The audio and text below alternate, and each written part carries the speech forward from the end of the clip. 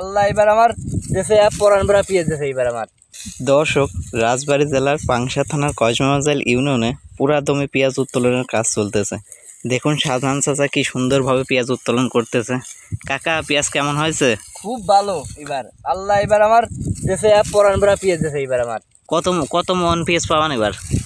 এবার 30 মন পাবন মনে হয়। কতটুকু বই লাগাইছিলে? 10 কাঠা বই। 10 কাঠা বইতে 30 মন না? তাহলে তো ভালো ফলন হয়েছে। হ্যাঁ, পেঁয়াজ তো দেখাই যাচ্ছে না, মনে হচ্ছে মাটির সাথে মিশে গেছে। হ্যাঁ, এই যে পেঁয়াজের গাছই দেখা যাচ্ছে না। পেঁয়াজের দাম কেমন যাচ্ছে? ওই 1200-1300। এতে কি উৎপাদন খরচ ঠিকঠাক উঠতেছে?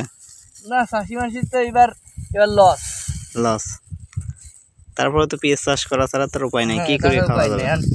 তুই সরকার যদি আমারে যদি একটু দয়া করে তাহলে তো ভালোই। পেঁয়াজের দাম যদি 2000 বাড়া দেয়, 2000 হয়, 2000 হয়, তা তো চাষি মানুষ খেয়ে একটু বাঁচবো। এ তো উঠুনে কষ্ট, মানে টান দিলে ছিঁড়ে যাচ্ছে। হ্যাঁ, আরে খুব কষ্ট, মানে খালি নাই, সেই কষ্ট। গাছ একদম মরিয়ে যে একদম হলুদ হয়ে গেছে। একদম হ্যাঁ, এই যে একদম জীবন শেষ আছে। রোদ কেমন পড়তেছে তাই কও। রোদ মানে 100 ডিগ্রি মনে হয় রোদ। 100 ডিগ্রি।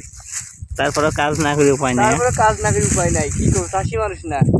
ঈদের জন্য 2 দিন বাদ গেছে কাজ। হ্যাঁ, ঈদের 2 দিন আগে বাদ গেছে, এই জন্য চাপ বেশি। পরেই লাগছি পেঁয়াজ তুলতে। কোনো কিনে মার্কেট নাই, কোনো নাই। চাষি গরিব মানুষের আবার আছে। দাম না থাকলে তো মার্কেট করা যায় না, পেঁয়াজের দাম থাকলে তাহলেই তো মার্কেট করবা। হ্যাঁ, অবশ্যই। তোর কথা